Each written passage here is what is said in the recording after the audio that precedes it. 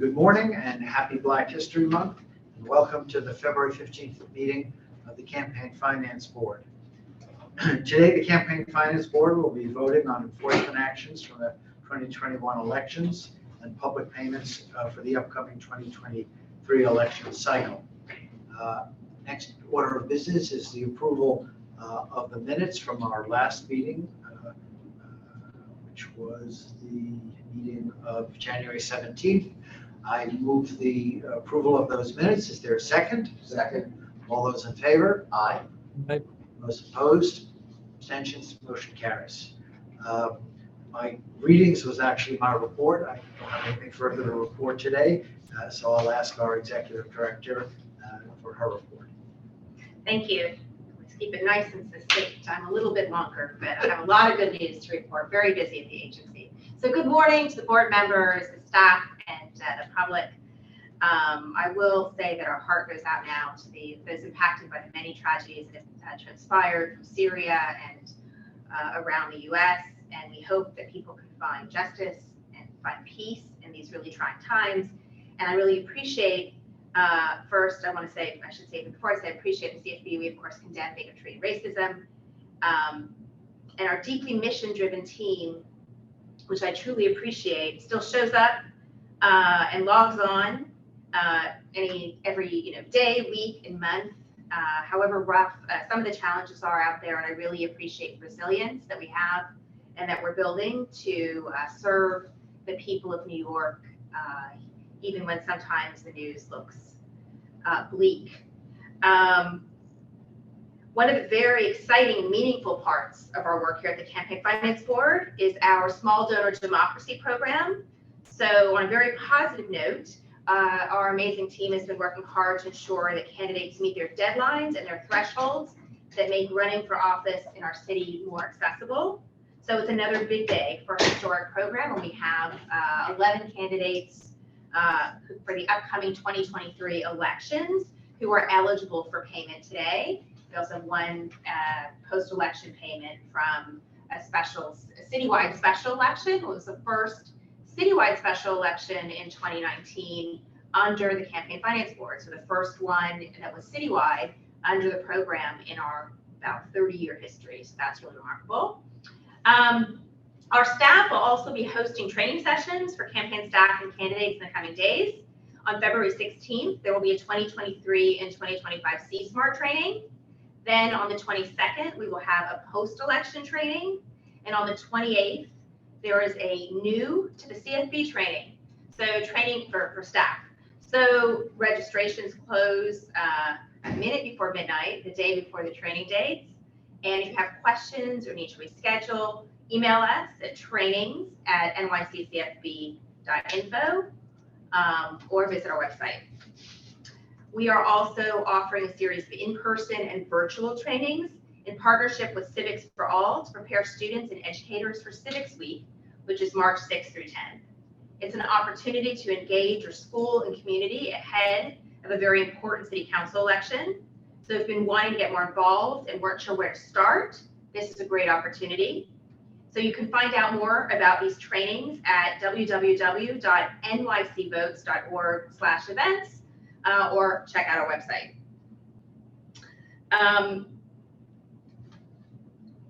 I will just add that from my perspective as new leadership at the CFB, I want to emphasize that we are really in the midst of really enhancing something and building up something really special at this agency. So in the spirit of the thankfulness of Valentine's Day, for people you appreciate, I just want to say I'm thankful for the staff, the board, and the participation of the public, and want to lift everyone up on the team for playing the key roles that they are playing in this journey. So thank you very much. Thank you for that. The next item of business on our agenda is the announcement of campaigns and compliance. The following candidates have completed the post-election audit process without any violations and penalties assessed by the Campaign Finance Board. The board recognizes the diligence of the candidates and their campaign staff in running campaigns that maintain compliance with New York City's campaign finance law.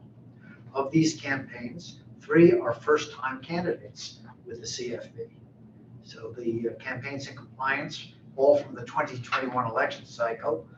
First, candidate Art Chang, a candidate for the office of mayor, and he was a first-time candidate. Next, John Ciaffoni, a city council candidate for District 22. Next, Emily Sharp, city council District 26. She was a first-time candidate. And finally, Christopher Sosa, city council candidate for District 5, also a first-time candidate. We congratulate those candidates and their staff. Next item of business is an item involving the assessment of some penalties from the special election in 2019. These proposed penalties are not being contested. The candidate has elected not to appear, and so rather than to take the time to go into deliberations in a different room, I'll just ask whether any members of the board have any questions or comments with respect to this matter. If not, let me read the proposed penalties. Hang on 1 second. There we go. The candidate is Giovanni Williams, who was a successful candidate for public advocate, and the staff proposes, and I now move that the board adopt the following findings of violations with the following penalties. 1, failing to demonstrate compliance with subcontractor reporting and documentation requirements, $550. 2, failing to document transactions, $550. 3, accepting over-the-limit contributions, $1,250. 4, accepting contributions from corporations, limited liability companies, or partnerships, $300. 5, accepting contributions from unregistered political committees, $312.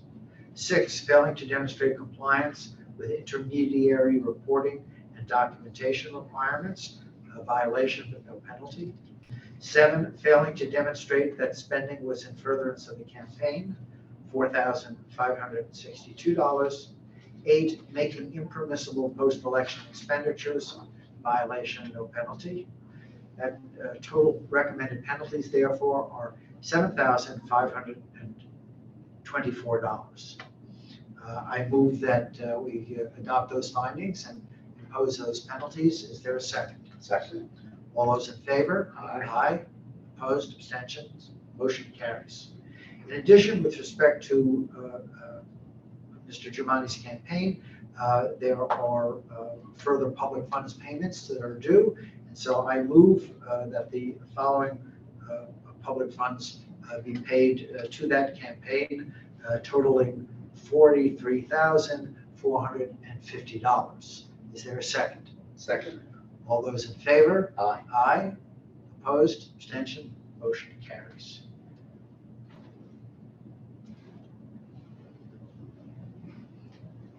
And the next item of our agenda is the adoption of some final rules. We gave notice of these proposed rules at our last meeting, I believe, or perhaps the meeting before. And do you want to give a brief explanation of them, or shall we just, we've discussed them already, so maybe we'll move right on to the motion. Sure. So I move the, I guess I should just briefly describe them. So these rules, these amendments to our rules are being made to streamline the candidate experience and to ensure that the rules comport with amendments to local laws. I move the adoption of these previously noticed rules. Is there a second? Second. All those in favor? Aye. Aye. Opposed? Abstentions? Motion carries.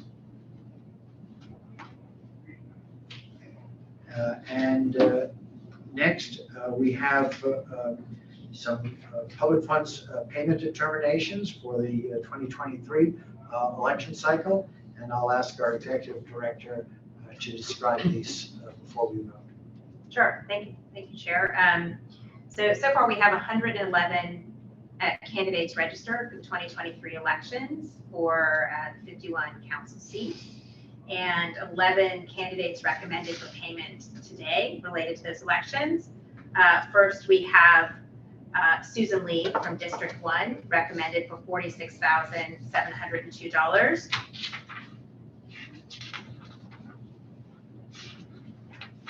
Okay, next we have Tony Avella from District 19, recommended for $30,651. Paul Graziano from District 19, recommended for $60,154.